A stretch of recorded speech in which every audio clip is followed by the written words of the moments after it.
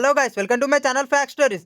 సూర్య కెరియర్లోనే భారీ బడ్జెట్ మూవీగా తెరకెక్కిన కంగువా నవంబర్ 14 తమిళం, తెలుగు, హిందీతో పాటు మిగిలిన దక్షిణాది భాషల్లో రిలీజ్ అయింది. పీరియాడికల్ యాక్షన్ థ్రిల్లర్గా తెరకెక్కిన ఈ సినిమాకు శివ దర్శకత్వం వహించాడు.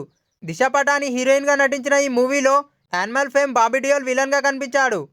కంగువా ఓవర్సీస్ ప్రీమియర్ స్టాక్ ఏంటంటే, కంగువా సినిమాలో 1678 కాలానికి చెందిన కంగువా అనే పోరాట యోధుడిగా, నేటి తరానికి చెందిన ఫ్రాన్సిస్ అనే యువకుడిగా డ్యూయల్ రోల్లో సూర్య అసమాన నటనతో అదరగొట్టాడని నెటిజన్లు చెబుతున్నారు.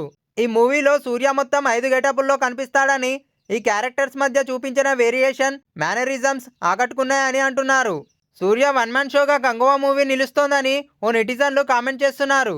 కంగువా క్యారెక్టర్లో సూర్య ఎంట్రీ గూస్ బంప్స్ను కలిగిస్తుందని పేర్కొంటున్నారు. కంగువా వరల్డ్లోకి ఎంటర్ కావడానికి డైరెక్టర్ శివ కొంత టైం తీసుకున్నారని, ఆ ప్రపంచంలోకి అడుగుపెట్టిన తర్వాత సినిమా మొత్తం నెక్స్ట్ లెవెల్లో ఉంటుందని ఓ నెటిజన్ అన్నాడు. యాక్షన్ సీక్వెన్స్లు, విఎఫ్ఎక్స్లు అదిరిపోయాయని చెబుతున్నారు. సూర్యకు ధీటైన పాత్రలో బాబీ డియోల్ యాక్టింగ్ బాగుందని చెబుతున్నారు. ముఖ్యంగా కంగువా మూవీలో కార్తీ ఎంట్రీ సర్ప్రైజింగ్ గా అనిపిస్తుందని కామెంట్స్ చేస్తున్నారు. కంగువా సెకండ్ పార్ట్ ఎలా ఉండబోతుందనే హింటును కార్తీ పాత్ర ద్వారా రివీల్ చేసి ఆడియన్స్ లో డైరెక్టర్ గా ఎక్సైట్మెంట్ ను క్రియేట్ చేశాడని చెబుతున్నారు.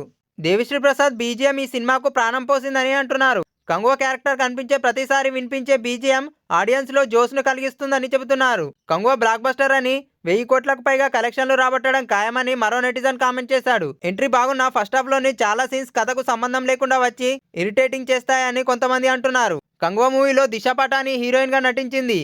కేఈ జ్ఞానవేల్ రాజా ఈ మూవీని ప్రొడ్యూస్ చేశాడు.